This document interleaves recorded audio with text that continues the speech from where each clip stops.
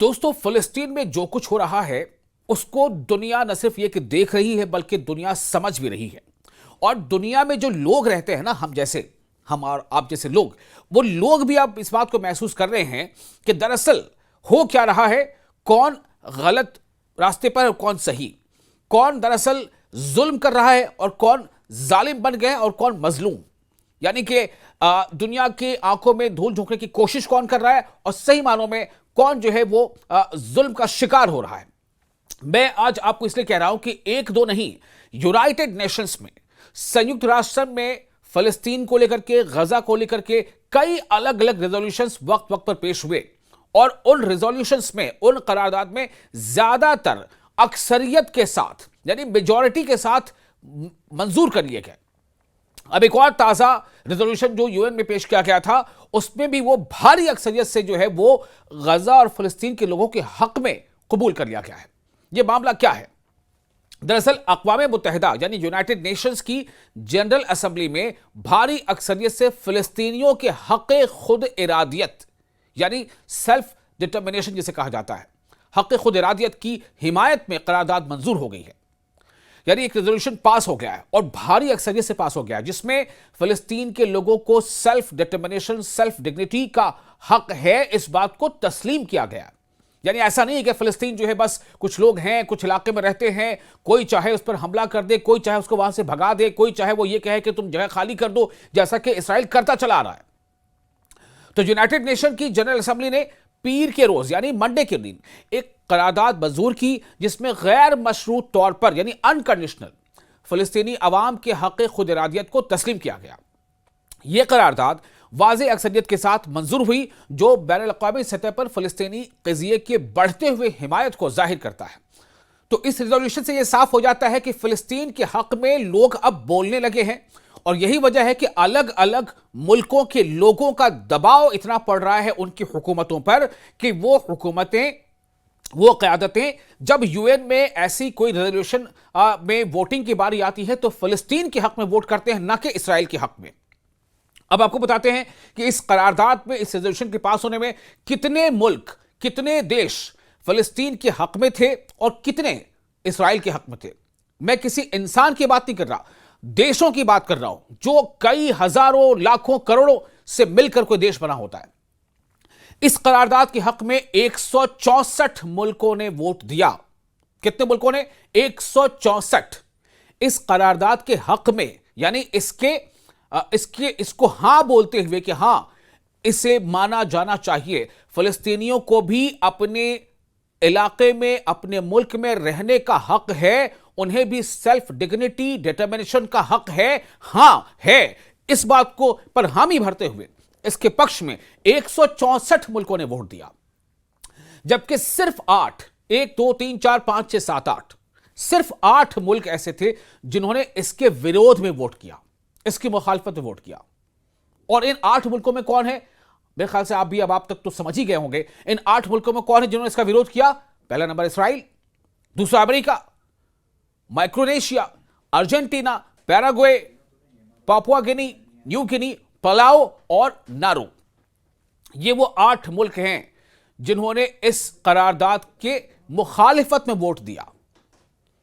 और 162 ऐसे मुल्क हैं जिन्होंने इस करारदाद, 162 नहीं, 164, 164, 164 ऐसे मुल्क हैं जो इस करारदाद की, इस रेजोल्यूशन के हक में वोट दिया जिन्होंने।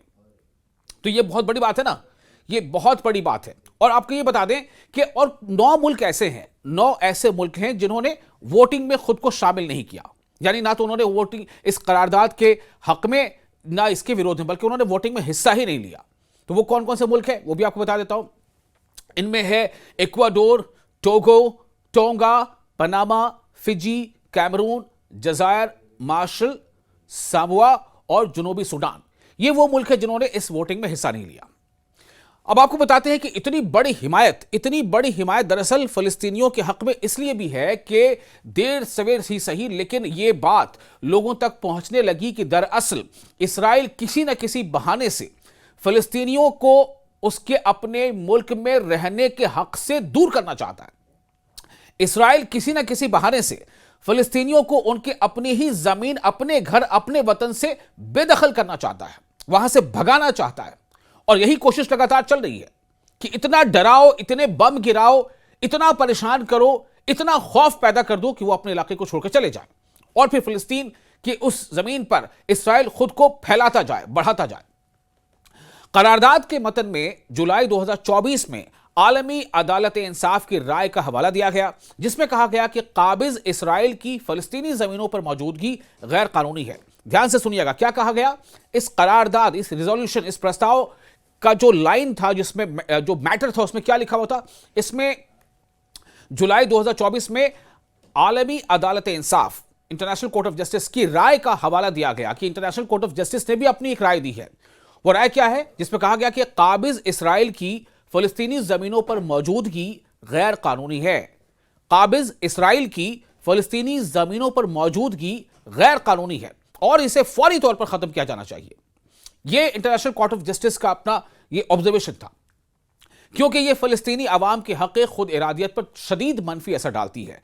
क्यों इसे खत्म करना चाहिए? क्यों इसराइल को फलस्तीनी इलाके से पीछे हट जाना चाहिए, अपने कब्जे को खत्म करते हुए वहां से बेदखल होना चाहिए? क्यों? इसलिए कि ये फलस्तीनी अवाम के हक खुद इरादियत पर शदीद मनफी असर डालती है, नेगेटिव इंपैक्ट डालती है। अगरचे जनरल असेंबली के फैसले कानूनी तौर पर लाजमी नहीं होते, यह आलमी बिरादरी के सियासी रुझानात और मौकफ की एक अहम निशानी है।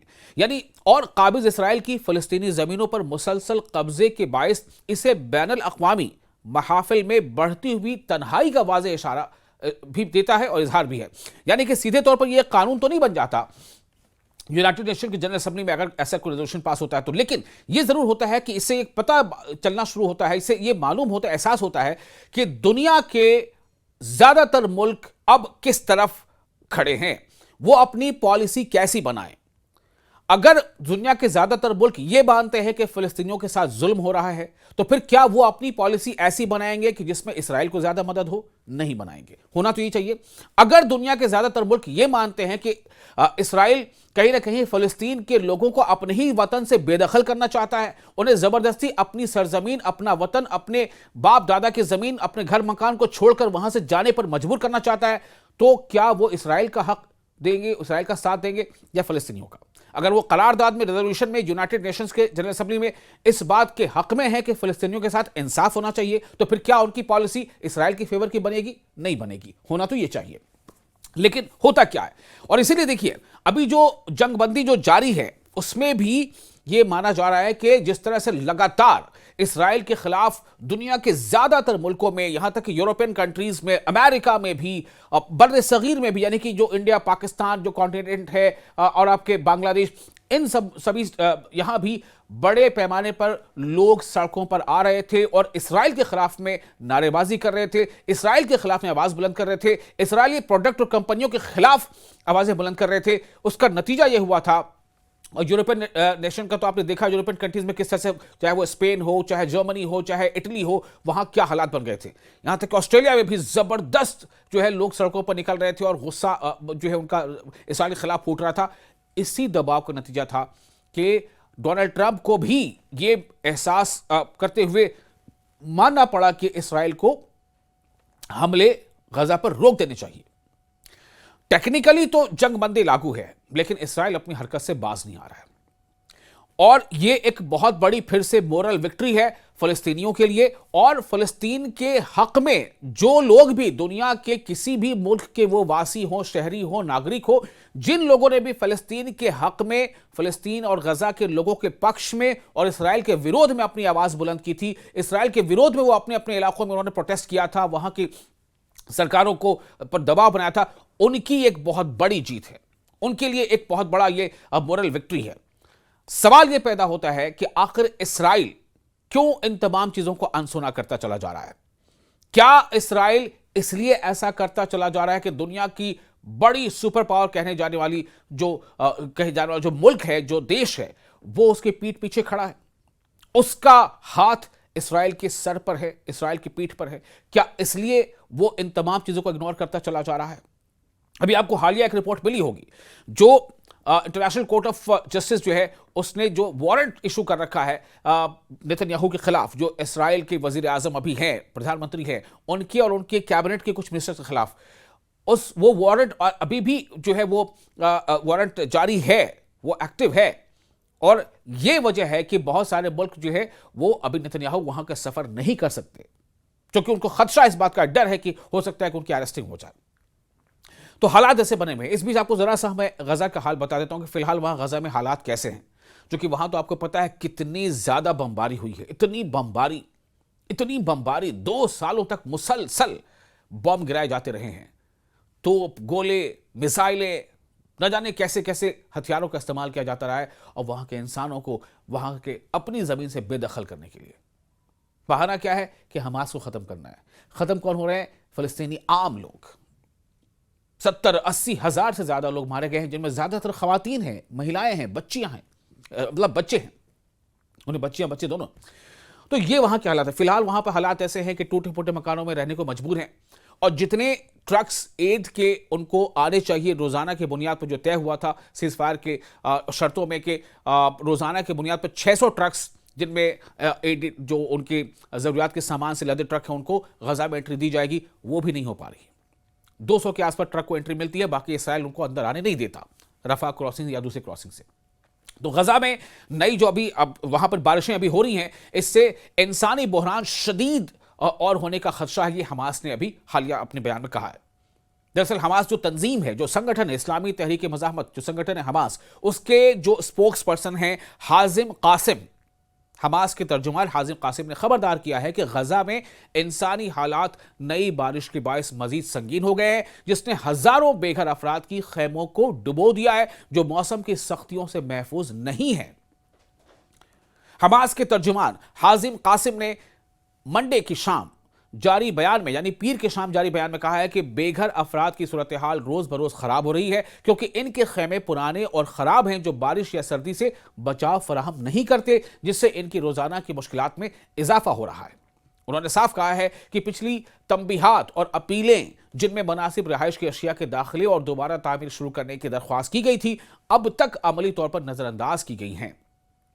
आलमी बरादरी की नाकामी की तरफ इशारा करते हुए हाजिम कासिम ने कहा कि काबिज इसराइल की तरफ से गजा पर आयद मुहासरा तोड़ने में वो नाकाम रहे हैं, जिसने इंसानी बहरान को मजीद गहरा किया है। इसलिए वो उन तमाम देशों से जो इसके मीडिएटर थे, और अमेरिका से और अरब लीग से, तमाम लोगों से वो अपील कर रहे हैं कि गजा के लोगों को इन मौसमी थपेड़ों से महफूज करने के लिए बहुत ज़रूरी है कि जो जंगबंदी की खिलाफ वर्जियां हो रही हैं इसराइल की तरफ से, उसको रोका जाए, और इंसानी मदद, मेडिकल रिलीफ, फूड, ज़्यादा से ज़्यादा टेंट्स, रहने के लिए बेडशीट्स और चादर, टेंट वगैरह ज़्यादा से ज़्यादा और जल्द से जल्द गजा के इलाके में भेजा जाए, मुहैया कराया जाए। इसके लिए भी इसराइल पर दबाव बनाया जाए।